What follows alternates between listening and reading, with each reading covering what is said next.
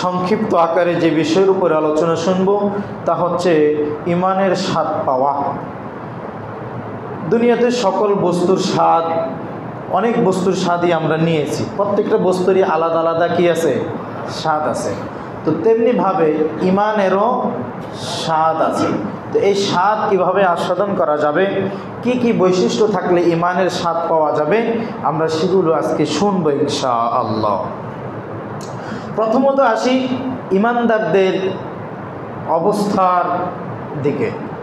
পৃথিবীতে আল্লাহ তাবারক ওয়া তাআলা তিনি বলেন যে হুয়াল্লাযী খালাকা লাকুম মা ফিল আরদি জামিআ। এই যে 7টা জমিন, 7টা আসমান, 7টা জমিন আছে, 7টা আসমান আছে। এই দুই বয়ের ভিতরে আসমান এবং জমিনের মাঝে যা কিছু আছে সব কিছু আল্লাহ মানুষের জন্য সৃষ্টি করেছেন। সব কিছু কাদের জন্য? মানুষের জন্য সৃষ্টি করেছেন। তারপরে আল্লাহ তাবারক ওয়া তাআলা আরো বলেন ওয়া ইন তাউদ্দু নি'মাতাল্লাহি লা তুহসুহা। এই 7টা আসমান এবং 7টা জমিনের ভিতরে মানুষের জন্য আল্লাহ এত পরিমাণে নিয়ামত সৃষ্টি করেছেন। মানুষের জন্য আল্লাহ তাবারক ওয়া তাআলা এত পরিমাণে নিয়ামত সৃষ্টি করেছেন। আল্লাহ তার মাখলুককে চ্যালেঞ্জ করলেন যে তোমাদের প্রতি চ্যালেঞ্জ থাকলো যে আমি তোমাদের জন্য যে নিয়ামতগুলো সৃষ্টি করেছি তার গণনা করো। আর যদি তোমরা, আল্লাহ বলতেছেন, তোমরা যদি গণনা শুরু করো, তুমি গণবা, তোমার ছেলে গণবে, তোমার নাতি গণবে, তোমার ছেলের নাতি গণবে, নাতির নাতি গণবে, প্রজন্মের পর প্রজন্ম আল্লাহর নিয়ামতের গণনা করতে থাকবে, কিন্তু শেষ করতে পারবে না। আল্লাহ বলতেছেন ওয়া ইন তাউদ্দু নি'মাতাল্লাহি লা তুহসুহা, যে আমি এত পরিমাণে তোমাদের জন্য নিয়ামত যদি সৃষ্টি করেছি তা তোমরা গণনা করে শেষ করতে পারবা না। তারপরে আল্লাহ এই মানুষের ব্যাপারে আবার বলতেছেন ওয়া আন্নী ফাদ্দালতুকুম আলাল আলামিন। এই যে জগৎ সমূহের মধ্যে যত কিছু আছে, মানুষ আছে, জিন আছে, ফেরেশতা আছে, গরু ছাগল আছে, হাঁস মুরগি আছে, পশু পাখি আছে, হ্যাঁ কত কিছু আছে, জলজ প্রাণী আছে, স্থল প্রাণী আছে, প্রাণীর শেষ নেই। এই সমস্ত সৃষ্টিগুলোর মধ্যে এমনকি এত বিশাল আসমান, এত বিশাল সূর্য, যে সূর্যটা পৃথিবী থেকে 13 লক্ষ গুণ বড়, এত বিশাল সূর্য, এত বড় তারকা, এত বড় বড় ব্ল্যাক হোল রয়েছে, সব কিছুর মধ্যে জিনের থেকেও, একবারে জিন থেকে, ফেরেশতা থেকে, আসমান জমিনের ভিতরে যা কিছু আছে সব কিছুর থেকে আমি মানুষকে শ্রেষ্ঠত্ব দিয়েছি। মানুষ হচ্ছে সবচেয়ে উত্তম। ভাল লাগতেছে না? আল্লাহ আমাদেরকে উত্তম বলছে, হ্যাঁ। তারপরে আল্লাহ আরো বলতেছে যে ওয়ালাকাদ কাররামনা বানি আদম, আমি বনি আদমকে ওয়া হামালনা বাইনাহুম ফিল বাররি ওয়াল বাহর, জলে এবং স্থলে যত কিছু আছে সব কিছুর থেকে আমি বনি আদমকে সবচেয়ে সম্মানিত করেছি। তাহলে সবচেয়ে সম্মানিত কে? আদমের সন্তানেরা। কারা? আমরা আদম সন্তান না? আল্লাহ আমাদেরকে বলছেন আমরা সবচেয়ে সম্মানিত। মাশাআল্লাহ, আলহামদুলিল্লাহ। তারপরে আল্লাহ আরো বলতেছেন লাকাদ খালাকনাল ইনসানা ফি আহসানি তাকওয়িম, আমি মানুষকে সবচাইতে সুন্দর অবয়বে, সবচাইতে সুন্দর কাটিংয়ে সৃষ্টি করেছি। কাদের কাদের কাটিং সবচেয়ে সুন্দর? কাকাতুয়া পাখির না, টিয়া পাখির না, দোয়েল পাখি। 2 টাকার ছবিতে দোয়েল পাখির ছবিটা কত চমৎকার দেখা যায়, তাই না? দোয়েল পাখি না, বাঘ না, সিংহ না, জিরাফ জেব্রা নয়, ডলফিন নয়, তিমি নয়, কোনো কিছুই না। আমি বনি আদমকে সবচাইতে সুন্দর অবয়ব সৃষ্টি করেছি, দেখতে সবচাইতে সুন্দর এবং পারফেক্টভাবে আমি শুধু মানুষকে সৃষ্টি করেছি। বুঝতে পেরেছেন? তা আল্লাহ মানুষকে কি বললেন? এই যে প্রায় 6টা-7টা আয়াত বললাম, এই আয়াতগুলোতে আল্লাহ মানুষকে কি করেছেন?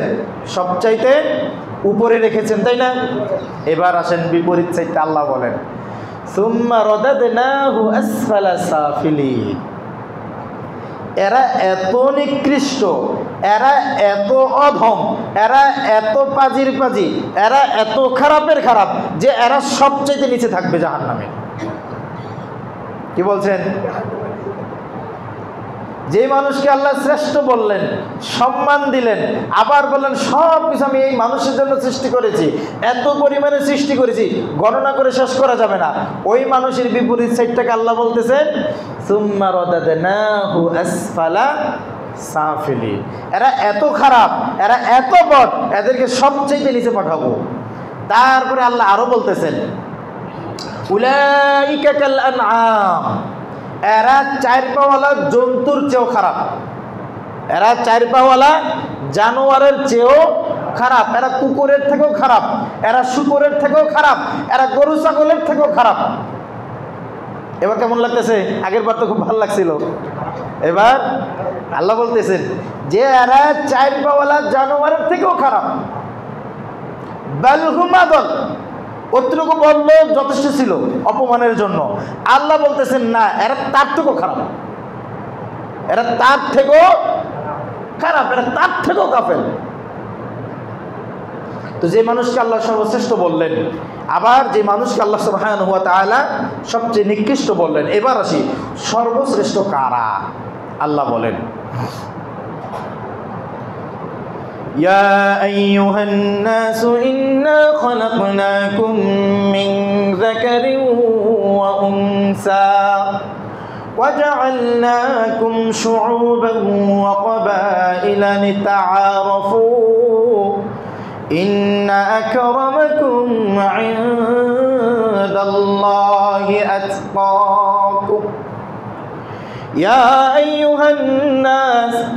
আল্লাহ তাবারক ওয়া তাআলা দুনিয়ার সমস্ত মানুষকে ডাক দিয়ে বলতেছেন, হে মানব মণ্ডলী, ইন্না খলাকনাকুম, আমি সৃষ্টি করেছি, আমরা সৃষ্টি করেছি, মিন যাকারিন ওয়া উনসা, একজন পুরুষ এবং একজন নারী হতে। আল্লাহ সুবহানাহু ওয়া তাআলা সমস্ত মানুষকে কি থেকে সৃষ্টি করেছেন? একজন পুরুষ এবং একজন নারী।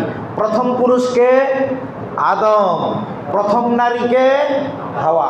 আদম এবং হাওয়া থেকে আল্লাহ মানুষকে পৃথিবীতে পাঠিয়েছেন। তাহলে সূচনা হচ্ছে আদম এবং হাওয়া। তা আল্লাহ তাই বলতেছেন যে আমি একজন পুরুষ একজন নারী থেকে এই মানুষকে সৃষ্টি করেছি। তারপরে আল্লাহ বলতেছেন ওয়াজআলনাকুম শুউবান ওয়া ক্বাবাইলা লিতাআরাফু। দুনিয়ার মানুষ কেউ হয় আফ্রিকার, কেউ হয় ইউরোপিয়ান, কেউ হয় আমেরিকান, কেউ হয় এশিয়ার, কেউ হয় দক্ষিণ এশিয়ার, কেউ হয় পূর্ব এশিয়ার। আমি মানুষকে বিভিন্ন জাতিতে, বিভিন্ন গোত্রে, বিভিন্ন আলাদা আলাদা পরিচয়ে তাদেরকে পৃথিবীতে পাঠিয়েছি, যাতে করে তারা মানুষের সাথে পরিচিতি অর্জন করতে পারে।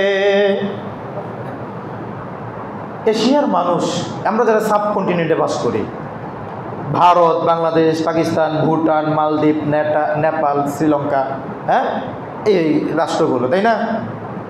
এই রাষ্ট্রগুলোর মানুষ দেখতে প্রায় সেম, প্রায় কি সেম, কাছাকাছি। আবার আপনি পূর্ব এশিয়াতে যান, চীনে যান, জাপানে যান, কোরিয়া যান, তারাও প্রায় অন্য রকমের। তাদের চামড়া একটু সাদা, হ্যাঁ, চোখটা একটু ছোট, নাকটা একটু ছোট, তাদেরকে দেখতে আবার একটু ভিন্ন রকম লাগে। আবার আপনি ওই যে অস্ট্রেলিয়া, নিউজিল্যান্ড ওই সাইডে চলে যান, তাদেরকে দেখতে আবার ভিন্ন রকম। তারপরে আপনি আফ্রিকায় যান, আফ্রিকান মানুষ আবার ভিন্ন রকম, কালো, ঠোঁটটা একটু মোটা, চেহারাটা একটু বড়, তাই না? শরীরটা একটু মোটা তাজা, উঁচা লম্বা। আবার আপনি ইউরোপিয়ানদের কাছে যান, তাদেরকে দেখতে সাদা চামড়া, হ্যাঁ, মনে হয় যে এটা একবারে ওই বলে না ঢাকার ঘাস কেন সাদা, ওটা ঢাকা থাকার কারণে সাদা হয়ে গেছে। তো এরা ওই বরফের ভিতরে থাকতে থাকতে এরাও সব সাদা, তো এরা এক রকমের। তো পৃথিবীর বিভিন্ন মানুষকে আল্লাহ, কেউ কালা, কেউ সাদা, তারপরে কেউ লম্বা, কেউ খাটো, কেউ চিকন, কেউ মোটা, কারো চোখ ছোট, কারো চোখ বড়। এই যে এতভাবে আল্লাহ সুবহানাহু ওয়া তাআলা মানুষকে সৃষ্টি করলেন, কেন চললেন? আল্লাহ বললেন যাতে তারা একে অপরের সাথে পরিচিতি লাভ করতে পারে। তারপরে আল্লাহ বললেন ইন্না আকরামাকুম ইনদাল্লাহি আতকাকুম, নিশ্চয়ই আমি আল্লাহর কাছে ওই মানুষটা সর্বোত্তম, সর্বশ্রেষ্ঠ, সবচাইতে সম্মানিত, মর্যাদাবান, যে আমি আল্লাহকে যত বেশি ভয় করে, আমি আল্লাহকে যত বেশি মানে। তাহলে আল্লাহকে যারা মানবে আল্লাহর কাছে তারা হচ্ছে সবচাইতে সম্মানিত, মূল্যবান, মর্যাদাবান। তাহলে আল্লাহ যে ওই যে বললেন মানুষকে সর্বশ্রেষ্ঠ করেছি, আবার মানুষকে সবচেয়ে নিকৃষ্ট করেছি, এরা শিয়াল, এরা কুকুরের থেকেও নিকৃষ্ট। আমরা শিয়াল কুকুরের থেকে নিকৃষ্ট হতে চাই না এবং হব না ইনশাআল্লাহ। কেননা আমরা আল্লাহকে মানি, কম বেশি হলেও আল্লাহকে মানি। তাহলে আল্লাহকে মানার নাম হচ্ছে ঈমান। আল্লাহকে মানার নাম কি? আল্লাহকে মানার নাম কি? ঈমান। আমাদের ঈমান আছে। তবে কারো চামড়া সুন্দর আর কারো চামড়া কালো, এটার জন্য কারো মর্যাদা নির্ণয় হয় না। চামড়া সাদা কালোর জন্য মর্যাদা নির্ণয় হয় না। কোনো দেশের মানুষ একটু লম্বা, কোনো দেশের মানুষ একটু খাটো, এটার জন্য কোনো মানুষের শ্রেষ্ঠত্ব, সম্মান নির্ণয় হয় না। তারপরে আল্লাহ, কেউ আমেরিকান আর আমরা কেউ এশিয়ান, দক্ষিণ এশিয়ার, তাই না? আমরা কেউ দক্ষিণ এশিয়ার আর কেউ আমেরিকান। ওই আমেরিকা হওয়ার কারণে, সে আমেরিকান নাগরিক হওয়ার কারণে তার মর্যাদা বেশি নয়। একজন মক্কা মদিনার মানুষ, তার মর্যাদা মক্কা মদিনা জন্ম হওয়ার জন্য আমাদের থেকে বেশি নয়। আল্লাহ বলতেছেন চামড়া সাদা কালোর জন্য নয়, উঁচু লম্বর জন্য না, আফ্রিকা ইউরোপের জন্য নয়, আমেরিকা এশিয়ার জন্য নয়। আমি আল্লাহর কাছে মর্যাদাবান হবে সে যে প্রান্তেরই হোক, কালা হোক বা সাদা হোক, খাটো হোক বা লম্বা হোক, তারপর চিকন হোক বা মোটা হোক, যে অঞ্চলের হোক না কেন, আমি আল্লাহর কাছে সে হচ্ছে মর্যাদাবান, সে হচ্ছে উত্তম, যে আমি আল্লাহকে বেশি মানে, সে হচ্ছে আমার কাছে সম্মানিত। কোনো প্রেসিডেন্ট আমার কাছে সম্মানিত নয়, কোনো এমপি মন্ত্রী আমার কাছে সম্মানিত নয়, কোনো ধনকুবের আমার কাছে সম্মানিত নয়। কে হেরিয়ার চালায়, কে মার্সিডিজ চালায়, কার বড় বড় ইন্ডাস্ট্রি আছে, তার জন্য সে আমার কাছে সম্মানিত বা মর্যাদাশীল নয়। আমার কাছে মর্যাদাশীল হতে গেলে তার অন্তরে যে ঈমান আছে, অন্তরে যে তাকওয়া আছে, ওইটাতে যত বেশি আমি আল্লাহকে স্থান দিবে, সে আমার কাছে তত বেশি মর্যাদাশীল হবে। তাহলে বুঝতে পেরেছেন, আল্লাহর কাছে সম্মানিত বা মর্যাদাশীল হতে গেলে কি লাগবে? ঈমান লাগবে, তাকওয়া লাগবে। কি লাগবে? ঈমান লাগবে, তাকওয়া লাগবে। হঠাৎ আপনি আগে সিরা গেঞ্জি পরে হাঁটতেন, পোশাক ছিল না, বাপ মা ঠিকমতো দিতে পারে নাই, পেঁয়াজ মরিচ খেয়ে বা আলু ভর্তা খেয়ে বড় হয়েছেন, সবজি ভর্তা খেয়ে বড় হয়েছেন, ঠিকমতো খাবার পান নাই, বাবা মা উপার্জন ছিল না, খাওয়াতে পারে নাই। এখন হঠাৎ করে টাকা হয়ে গেছে, সবাই আপনাকে সামনে রাখে, এটাকে আপনি সম্মান মনে করতে পারবেন না। টাকা পয়সা, ধন দৌলত, বাড়ি গাড়ি, এগুলো সম্মানের মাপকাঠি নয়। আল্লাহর কাছে সম্মানের মাপকাঠি হচ্ছে কে কত বেশি আল্লাহকে মানে, সেটার উপরে ভিত্তি করে। কে কত বেশি আল্লাহকে মানে সেটার উপরে ভিত্তি করে তার সম্মান কি হবে? নির্ণয় হবে। তো যেটার কারণে আমরা সম্মানিত, মানুষ সবচেয়ে সম্মানিত, তারপরে মুসলিম সবচেয়ে সম্মানিত, মুসলিমদের মধ্যে আবার আহলুল হাদিস সালাফি আরও বেশি সম্মানিত, তাই না? আমরা আহলুল হাদিস সালাফি না, আমরা আরও বেশি সম্মানিত। তারপরও আমাদের মধ্যে তাকওয়ার ঘাটতি আছে, ঈমানের ঘাটতি আছে। এগুলো আমাদের কাটিয়ে উঠতে হবে। আমাদের যে মর্যাদা আল্লাহ প্রথমে দিয়েছেন, ওই মর্যাদা অক্ষুণ্ণ রাখতে হলে আল্লাহর দেওয়া প্রেসক্রিপশন অনুযায়ী আমাদের নিজেদেরকে গঠন করতে হবে এবং চালাতে হবে। আপনি তো প্রভাবিত হন, আল্লাহর দেওয়া নিয়ম শৃঙ্খলায় প্রভাবিত হন না। নবী সাল্লাল্লাহু আলাইহি ওয়াসাল্লামকে মডেল হিসেবে মেনে আপনি নবী সাল্লাল্লাহু আলাইহি ওয়াসাল্লামের দ্বারা প্রভাবিত হন না। আপনি প্রভাবিত হন নেইমারের দ্বারা, মেসির দ্বারা, সাকিব আল হাসান দ্বারা।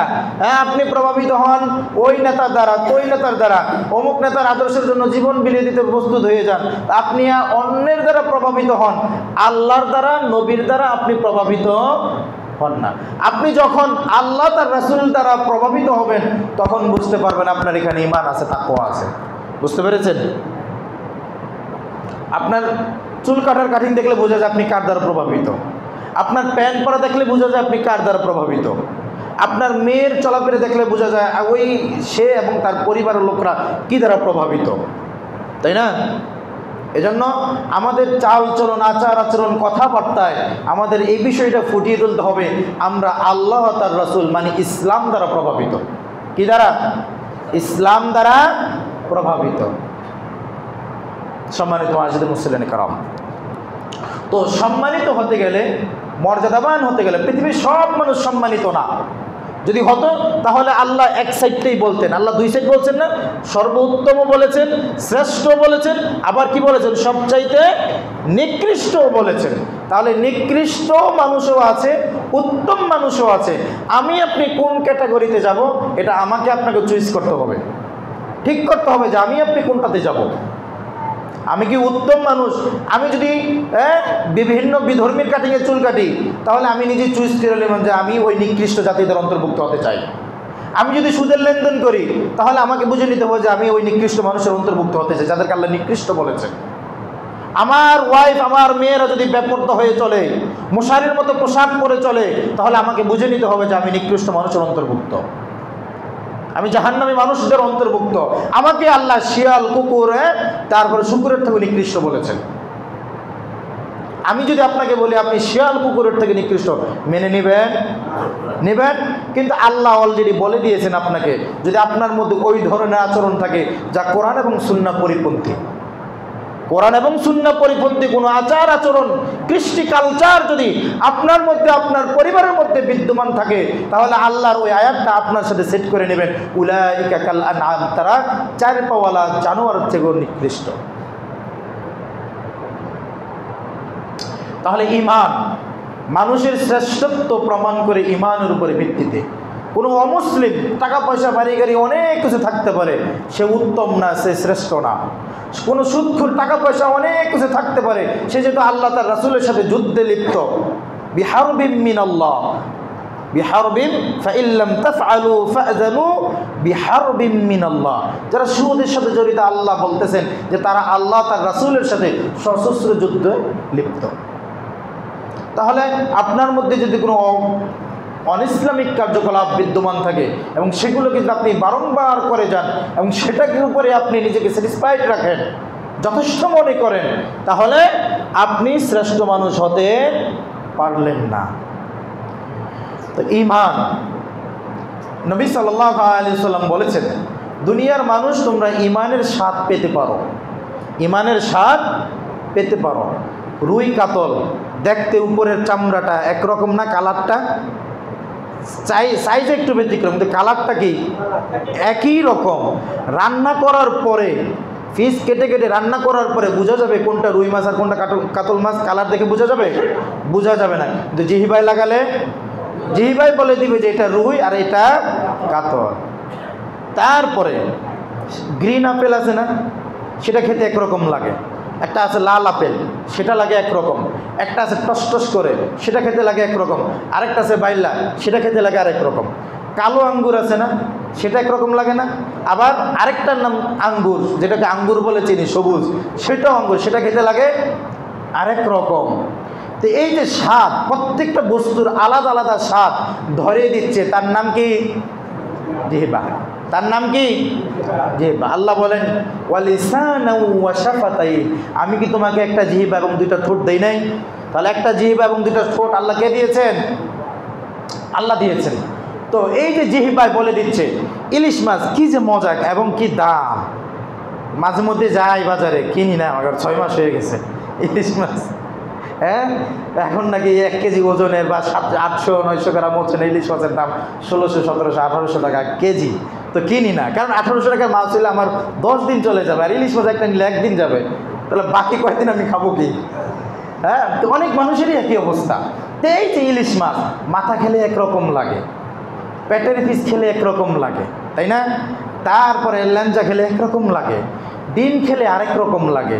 আবার ইলিশ মাছের যে কাটা, ওইটাও আমাদের অনেকের চাবানোর অভ্যাস আছে, ওইটা চাবালে আবার আরেক রকম লাগে। এই যে ভিন্ন ভিন্ন স্বাদ আল্লাহ আমাদেরকে দিলেন এবং আমরা বুঝতে পারি যে এটা অমুক, এটা তমুক, এটা এই, এটা সেই, তাই না? আমরা বুঝতে পারি।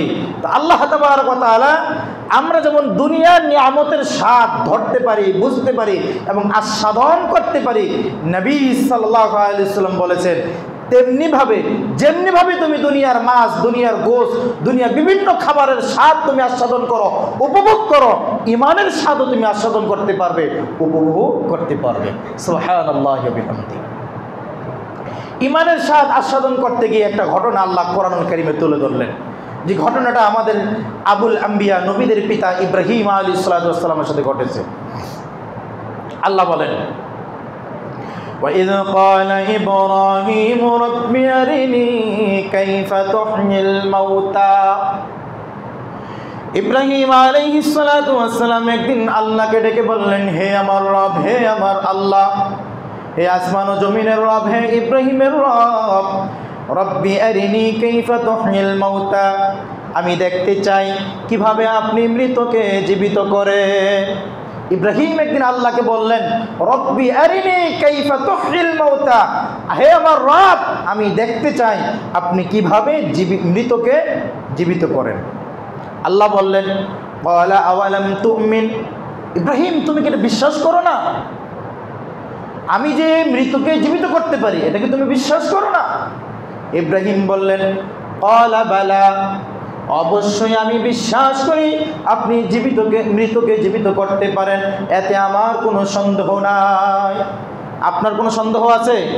আল্লাহ যে মৃতকে জীবিত করবেন এত কোনো সন্দেহ আছে কারো? এটা যে করতে পারেন এত কোনো সন্দেহ আছে? একজন নবী ছিল ঈসা আলাইহিস সালাম। ঈসা আলাইহিস সালামকে আল্লাহ একটা মুজিজা দিয়েছিলেন।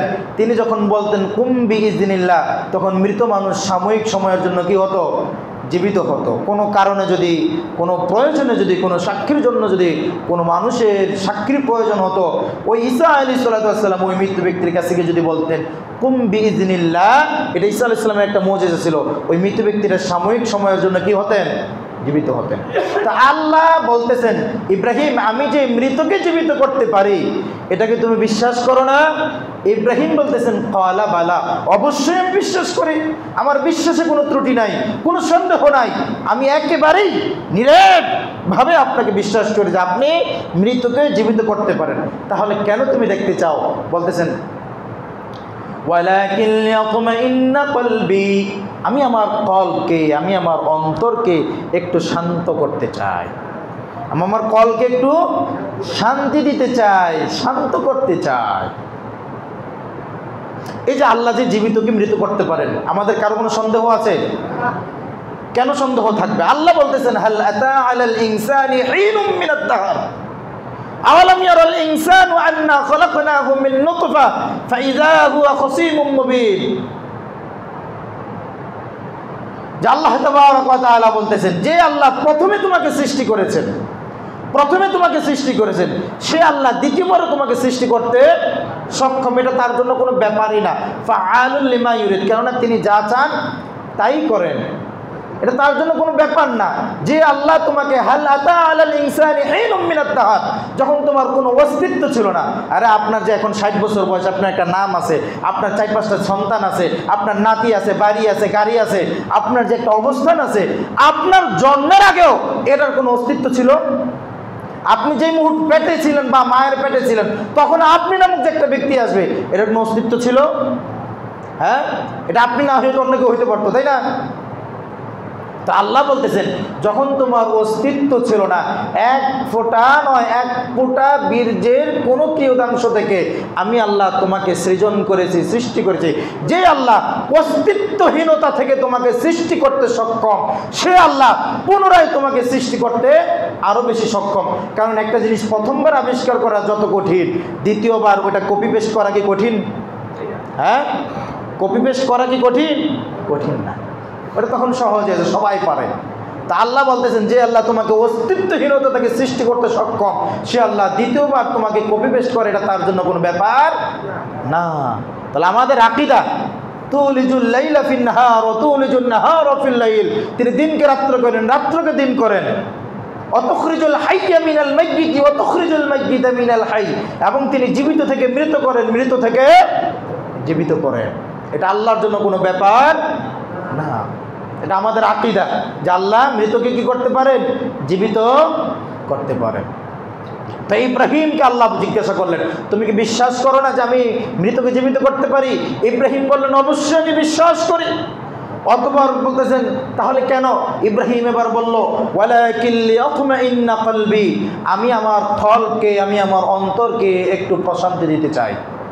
আল্লাহ আমাকে আপনাকে উদ্দেশ্য করে কোরআনে অন্য জায়গায় বলতেছেন, আল্লাযীনা আমানু ওয়া তাতমাইন্নু কুলুবুহুম বিযিকরিল্লাহ, আলা বিযিকরিল্লাহি তাতমাইন্নুল কুলুব।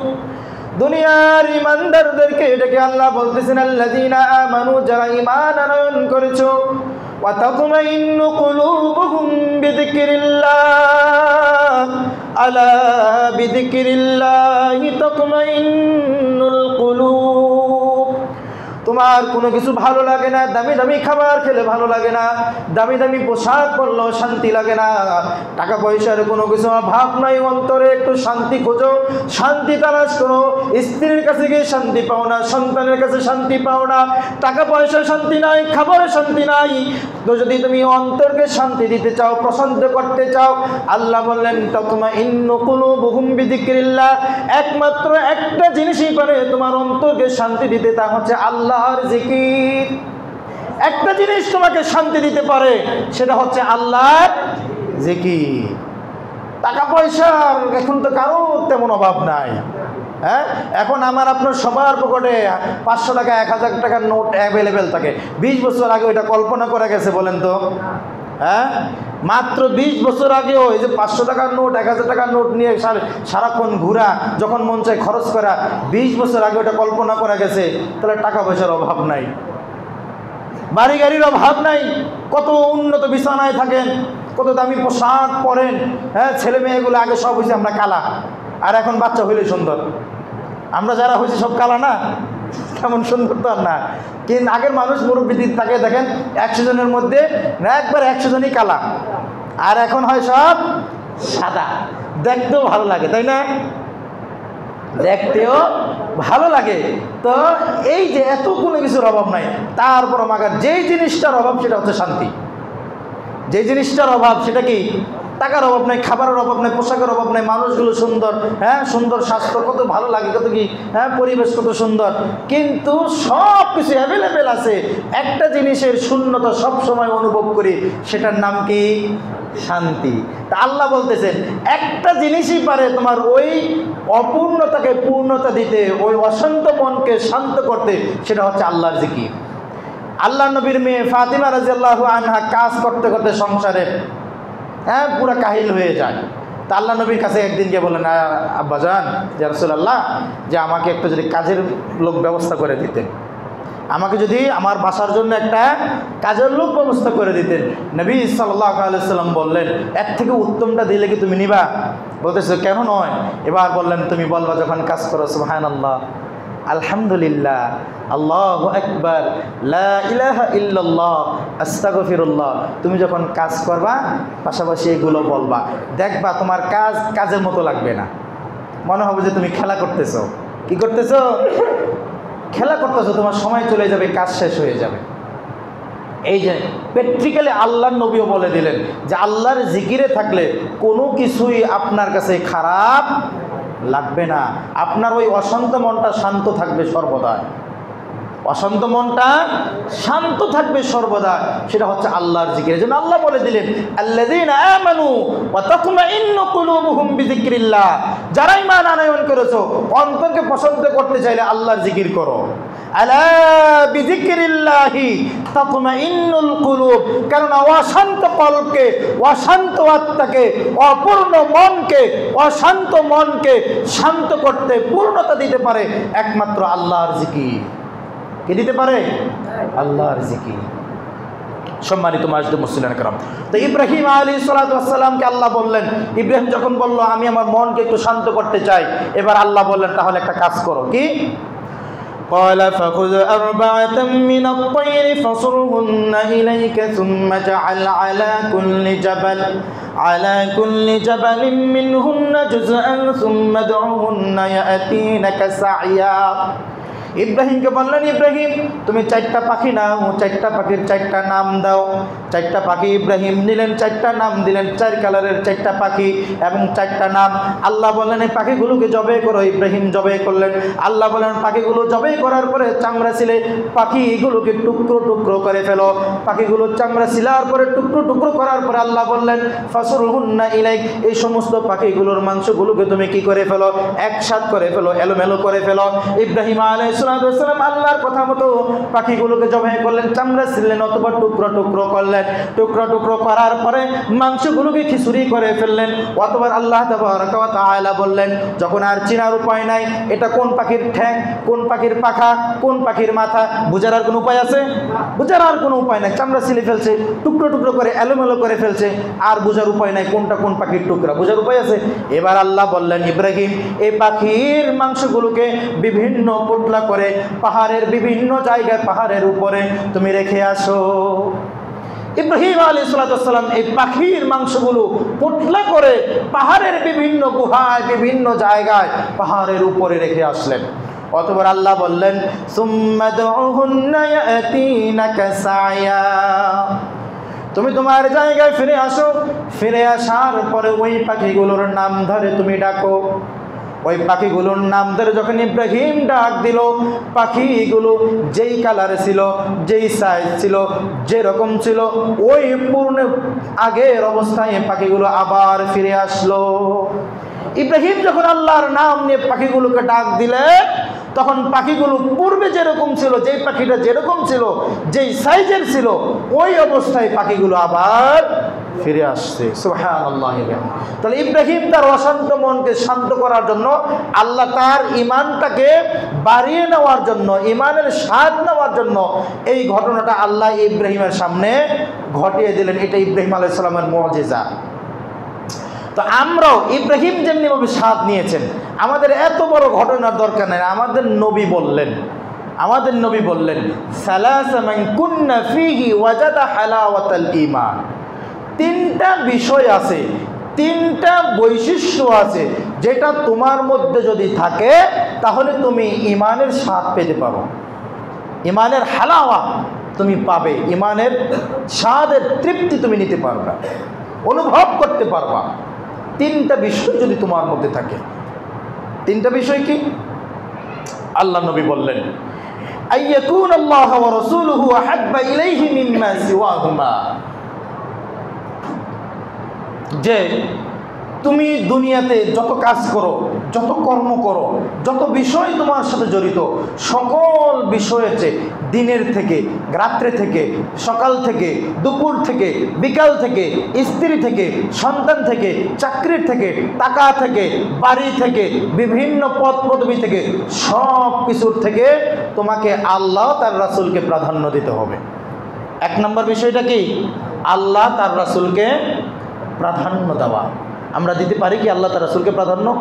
আল্লাহ তার রাসূল, আপনি বলেন আমি আল্লাহ তার রাসূলকে প্রাধান্য দেই, তো কখনো তো আপনি খেলাবাদ দিয়ে নামাজ পড়েন না, কখনো তো আপনি সুদ ছেড়ে দিয়ে আল্লাহর পথে ফিরে আসেন না, কখনো তো আপনি আল্লাহ তার রাসূলের জন্য দুনিয়াবি বা বিভিন্ন পাপের কাজ ছেড়ে দিয়ে আল্লাহকে অগ্রাধিকার দিয়ে আল্লাহর কাছে আসেন না।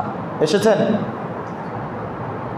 ইমানের স্বাদ যদি পেতে চান, যেমনিভাবে রুই কাতলের স্বাদ পান, ইলিশ কার্পুর স্বাদ পান, হ্যাঁ, বিভিন্ন ফল ফুলের আলাদা আলাদা স্বাদ পান, বিভিন্ন খাবারের আলাদা আলাদা স্বাদ আস্বাদন করেন, ইমানের স্বাদও আপনি ওইরূপ আস্বাদন করতে পারবেন। তার 1 নম্বর গুণ হচ্ছে আল্লাহ তার রাসূলকে প্রাধান্য দেওয়া। আল্লাহ তার রাসূলকে প্রাধান্য দেওয়া। আপনার লেনদেনে আল্লাহ তার রাসূল প্রাধান্য পাবে, আপনার রাজনীতিতে আল্লাহ তার রাসূল প্রাধান্য পাবে। কোনো গণতন্ত্র প্রাধান্য পাবে না, কোনো সেকুলারিজম প্রাধান্য পাবে না, কমিউনিস্ট প্রাধান্য পাবে না, সমাজতন্ত্র প্রাধান্য পাবে না, প্রাধান্য পাবে ইসলামী খিলাফত। প্রাধান্য পাবে কি? ইসলামী খিলাফত। আপনার সকল বিষয়ে আল্লাহ তার রাসূলকে প্রাধান্য দেওয়া মানে কি? আপনার সকল কাজকর্মে ইসলাম আগে থাকবে। সকল কাজকর্মে কোনটা আগে থাকবে? আওয়ামী লীগ আগে থাকবে না, বিএনপি আগে থাকবে না, জামাত জাতীয় পার্টি আগে থাকবে না, আগে থাকবে ইসলাম। আগে থাকবে কি? ইসলাম। তখনই আপনি ইমানের স্বাদ পেতে পারবেন। 1 নম্বর শর্ত আপনি ফিল আপ করতে পারবেন। 2 নম্বর ওয়া ইউহিব্বুল মারআ লা ইউহিব্বুহু ইল্লাল্লাহ। তোমার কত সুন্দর সন্তান, দেখলেই মন ভালো হয়ে যায়, তোমার একটা সুন্দরী স্ত্রী 2.5 বছর 3 বছর পরে বিদেশ থেকে আসছো, যে স্ত্রীকে দেখেই তুমি একে সব ভুলে গেছো। হ্যাঁ, বলো তোমার জন্যই বাইচেছিলাম 2.5-3 বছর, তোমার জন্যই এত কষ্ট করলাম, বলি না স্ত্রীকে? যে স্ত্রীকে এত ভালোবাসে, এত মহাব্বত করে, যে সন্তানকে এত ভালোবাসে, এত মহাব্বত করে না? করে কিনা? নবীজি সাল্লাল্লাহু আলাইহি ওয়াসাল্লাম এরপর একটা চাকরি, যদি চাকরির বেতনটা 1 লাখ 1.5 লাখ 2 লাখ হয়, বা মিডল ক্লাসে 50,000 হয়, তাহলে তার চাকরিটা তার কাছে অনেক প্রিয়। চাকরিটা তার কাছে অনেক প্রিয়, অনেক যত্ন করে, টাইম টেবিল সব ঠিক মতো ম্যানেজ করে চলে, তাই না? হিসাব নিকাশ করে চলে, তার চাকরিটা তার কাছে খুব মূল্যবান। কিন্তু ইমানের স্বাদ যদি পেতে চায়, নবী সাল্লাল্লাহু আলাইহি ওয়াসাল্লাম বলছেন, ওয়া ইউহিব্বুল মারআ লা ইউহিব্বুহু ইল্লাল্লাহ। তোমার ভালোবাসা আল্লাহর নবীর ভালোবাসা, তোমার স্ত্রীর ভালোবাসা আল্লাহর নবীর ভালোবাসার থেকে বেশি হবে না। না, এখন তো দেখা যায় আল্লাহর নবীর থেকে আমি আমার স্ত্রীকে বেশি ভালোবাসি। কোনো স্ত্রী বলতেছে দাড়ি তুমি এখন রাখো না, এজন্য এখন আপনি রাখেন না, দাড়ি রাখলে বুড়ো বুড়ো লাগে, কেমন আনিসমাট লাগে, খেত লাগে, না দাড়ি এখন রাখো না। তাহলে আপনি আল্লাহর নবীর থেকে কাকে বেশি ভালোবাসলেন, কাকে প্রাধান্য দিলেন? স্ত্রীকে দিলেন। আপনার সন্তান আপনার বাড়িতে গান বাজনা বাজায়, আপনি বলতেছেন এই বয়সে একটু বাজাবে, তাহলে আপনি ইসলামের থেকে, আল্লাহ এবং আল্লাহর নবীর থেকে কাকে বেশি ভালোবাসলেন, কাকে বেশি প্রাধান্য দিলেন?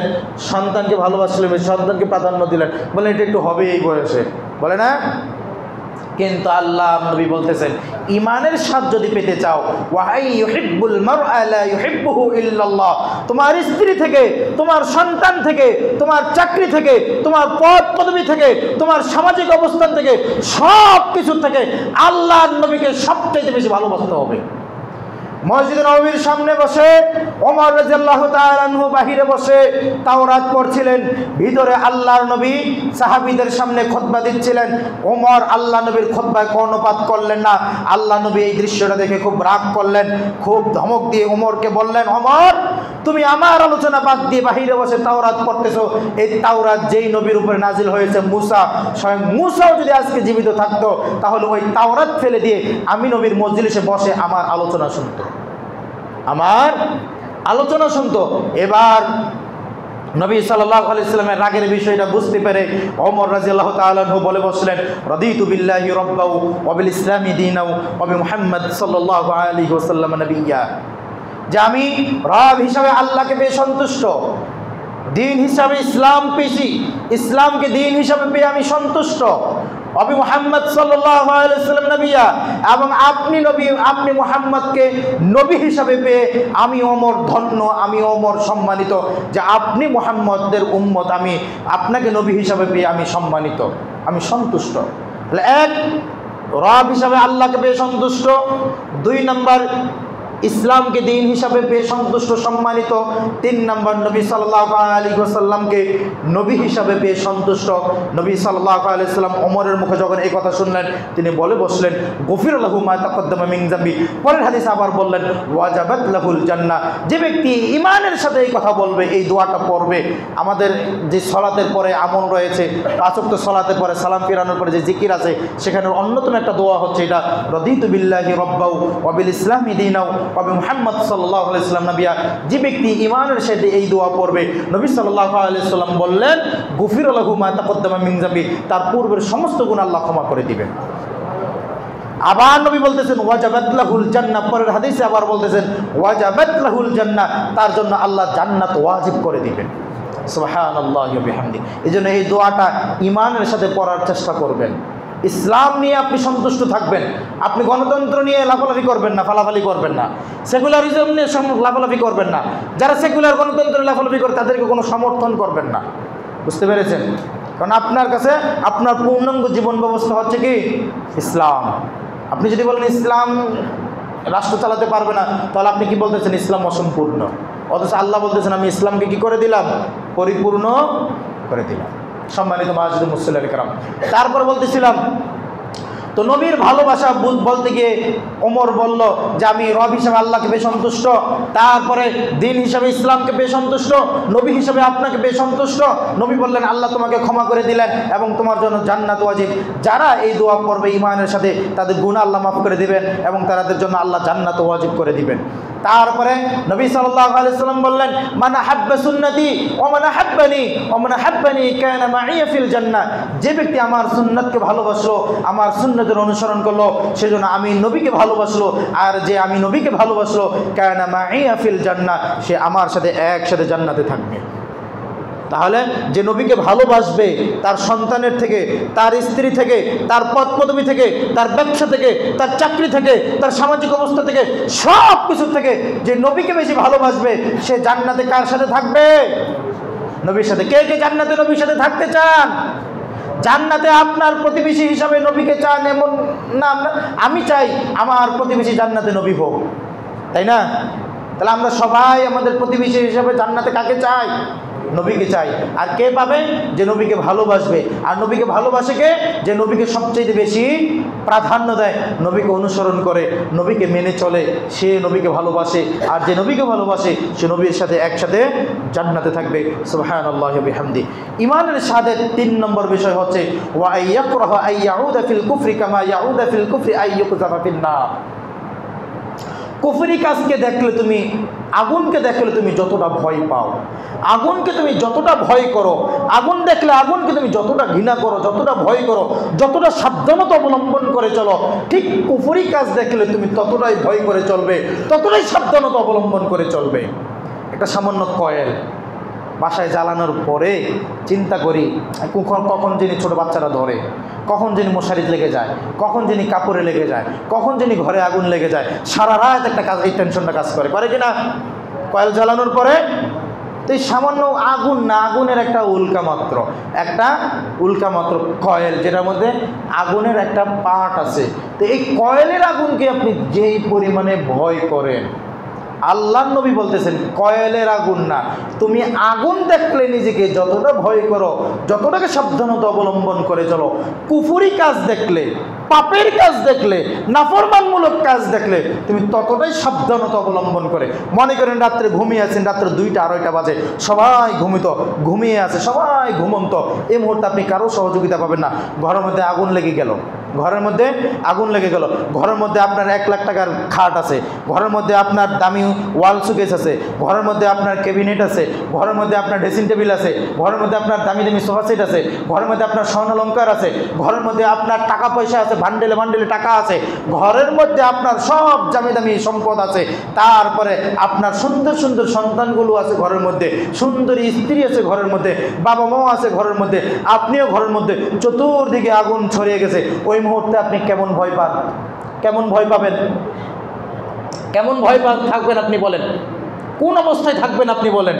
হিতবহবল হয়ে যাবে, পরে আগুনের মাঝে নিজেই বসে পড়বে। এমন না অবস্থা? যখন দেখবে আর কোনো উপায় নাই, তখন কি করে? আত্মসমর্পণ করে ফেলে, মেনে নেয় যেটাই ছিল নিয়তি। তো ওই অবস্থায় আপনি যতটা ভয় পাবেন, নবী সাল্লাল্লাহু আলাইহি ওয়াসাল্লাম বলেছেন কুফরি কাজ দেখলে, অন্যায় কাজ দেখলে, পাপের কাজ দেখলে তুমি ওই ঘরের মধ্যে আগুন লাগার পরে সব কিছু করে যাবে।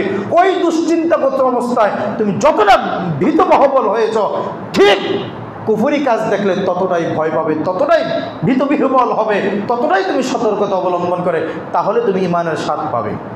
কিন্তু না, আজকে আপনি রাজনৈতিক দল করেন, আপনি আহলে হাদিস, নামাজের পরে মুনাজাত করেন, এটা বিদআত, ছেড়ে দিয়েছেন। কিন্তু আপনার নেতার জন্মদিন, এজন্য গিয়ে সেখানে সবাই মিলে মুনাজাত করছেন। আছে না এরকম প্রমাণ? আছে কি না? আপনি রাজনৈতিক দল করেন, এই জন্য শহীদ মিনারে ফুল নিয়ে গেছেন। আপনি রাজনৈতিক দল করেন, এই জন্য আপনি কালো বেশ ধারণ করেছেন। আপনি রাজনৈতিক দল করেন, এই জন্য আপনি মোমবাতি প্রজ্বলন কর্মসূচি করেছেন। আপনি রাজনৈতিক দল করেন, আপনার কাছে খাম্বা, ফিলার, কবর, মাজার সব কিছু আপনি একাকার করে ফেলেছেন। অথচ মসজিদে আপনি আহলে হাদিস হিসাবে ফরজলাতে করে মুনাজাত করেন না, কিন্তু আপনার নেতার মৃত্যুদিনে গিয়ে মৃত্যুবার্ষিকী পালন করতেছেন, মুনাজাত করি কিনা এরকম? নবী বলতেছেন সে মুনাফিক। আর আপনি যদি ঈমানের স্বাদ পেতে চাই, এই যে বিষয়গুলো বললাম, এগুলো ঈমানের তাগিদে যদি আপনি ভয় করেন, এগুলো থেকে সতর্কতা অবলম্বন করে চলেন, এগুলো থেকে বেঁচে থাকার চেষ্টা করেন, নবী বলতেছেন তুমি ঈমানের স্বাদ পাবে। যেমনিভাবে বিভিন্ন মাছের স্বাদ পাও, বিভিন্ন সবজির স্বাদ পাও, বিভিন্ন মাংসের স্বাদ পাও, বিভিন্ন আমিষের স্বাদ পাও, ফল ফ্রুটের স্বাদ তুমি আস্বাদন করো। এই 3টা বৈশিষ্ট্য যদি তুমি অর্জন করতে পারো, 1, আল্লাহ তার রাসূলকে প্রাধান্য দিবে, 2 নম্বর আল্লাহর নবীকে সবচেয়ে বেশি ভালোবাসবে। 3 নম্বর, কুফরি কাজ থেকে বিরত থাকবে। যেমনটা দূরে থাকো আগুনের থেকে, কুফরি কাজ থেকে যদি তুমি দূরে থাকো, তাহলে এই 3টা গুণ অর্জন করার ফলে তুমি ইমানের স্বাদও পেতে পারবে। যেমনিভাবে বদরের সাহাবীরা ইমানের স্বাদ পেয়েছিলেন, উহুদের সাহাবীরা ইমানের স্বাদ পেয়েছিলেন, মুতার প্রান্তরে সাহাবীরা ইমানের স্বাদ পেয়েছিলেন, খাইবারের সাহাবীরা ইমানের স্বাদ পেয়েছিলেন। ঠিক ইমানের স্বাদ পাওয়ার কারণেই তারা ওই তীর বর্ষার সামনে এইভাবে দাঁড়িয়ে গেছেন। তারা কি জানতেন না তীর লাগলে শরীরে ব্যথা লাগবে? তারা কি জানতেন না? তারপরে তারা দাঁড়িয়ে গেছেন কেন? ইমানের তাগিদে। সাহাবি সে তার বাপকে মেরে ফেলছে, মারার পরে দেখে এটা তার বাপ, সে ভয় পেয়ে গেল। এই যে সন্তান বাপকে মেরে ফেলছে যুদ্ধের ময়দানে, উহুদের যুদ্ধের ঘটনা, সন্তান বাপকে মেরে ফেলছে, মারার পরে দেখলো এটা তার বাপ, মারার পরে দেখলো এটা তার বাপ, সে অনেকটা মানসিকভাবে যন্ত্রণায় ভোগলো। কিন্তু ইমানের তাগিদে তার শত দুঃখ কষ্ট, সম্পর্ক ছিন্ন করেছে, সম্পদ ত্যাগ করেছে, সম্পর্ক ছিন্ন করেছে, সম্পদ ত্যাগ করেছে, দুনিয়া ত্যাগ করেছে, তারা জুহুদে চলে গেছে, তারা সব কিছু মেনে নিয়েছে। ইমানের কারণে জীবনকে উৎসর্গ করেছে, ইমানের কারণে জীবনকে উৎসর্গ করেছে, কেননা তারা ইমানের স্বাদ পেয়েছিল। আপনিও দুনিয়ার কোনো জাল জুলুম কোনো কিছু আপনার কাছে গণাই লাগবে না। যেমনটা আমাদের একজন সালাফ ইমাম ইবনে তাইমিয়া রাহিমাহুল্লাহ তিনি বলেছেন, আমাকে যদি জেলখানা বন্দি করা হয় তাহলে আমি নীরবে নিবৃত্তে আল্লাহর ইবাদতের সুযোগ পাবো। আমাকে যদি হত্যা করা হয় আমি শহীদের মর্যাদা লাভ করব। আমাকে যদি দেশান্তরিত করা হয় আমি হিজরতের মর্যাদা লাভ করব। তাহলে ইমানদারকে করবে কি? ইমানদারদেরকে আর করবে কি? বলতেছেন আমাকে যদি জেলখানায় বন্দি করা হয় তাহলে আমি নীরবে নিবৃত্তে আল্লাহর ইবাদতের সুযোগ পাবো, সেখানে কেউ ডিস্টার্ব করবে না, আমি শুধু আল্লাহর ইবাদত করব। আমাকে যদি হত্যা করা হয় আমি শহীদের মর্যাদা লাভ করব। আমাকে যদি দেশান্তরিত করা হয় তাহলে আমি হিজরতের মর্যাদা লাভ করব। বুঝতে পেরেছেন? তাহলে ইমানদারদের হারানোর কিছু নাই, দুনিয়াতে হারানোর কিছু আছে? হারানোর কিছু নাই। এই জন্য ইমানটাকে মজবুত করেন, ইমানটাকে শক্ত করেন, তাহলে আপনার নামাজ ভালো লাগবে, রোজা ভালো লাগবে, দান করতে ভালো লাগবে, মানুষের সাথে সম্পর্ক বজায় রেখে চলতে ভালো লাগবে, মানুষের সাথে হিংসা বিদ্বেষ থেকে দূরে থাকবেন, বিভিন্ন পাপ অনাচার থেকে বিরত থাকবেন। সুন্দর শান্তি, যেটা আমাদের প্রত্যেকের, কেমন নেতাই চাই শান্তি, রাষ্ট্রপতি চাই শান্তি, কর্মীও চাই শান্তি, সাধারণ মানুষও চাই শান্তি, কিন্তু শান্তি আসে না। শান্তিকে যতই ধরতে যায় শান্তি ততই দূরে চলে যায়। কিন্তু শান্তি আসবে যদি আপনি একজন পাক্কা ইমানদার হতে পারেন, পাক্কা মুমিন হতে পারেন, তাওহীদের কাছে পরিপূর্ণভাবে আত্মসমর্পণ করতে পারেন, তাহলে শান্তি সুখ এগুলো ধরা দিবে। আল্লাহ সুবহানাহু ওয়া তাআলা যেগুলো আজকে আমরা আলোচনা শুনেছি আমল করার তৌফিক দান করুন, আমিন। إن الحمد لله والصلاة والسلام على رسول الله وعلى آله وأصحابه ومن والاه، أما بعد، أعوذ بالله من الشيطان الرجيم، بسم الله الرحمن الرحيم.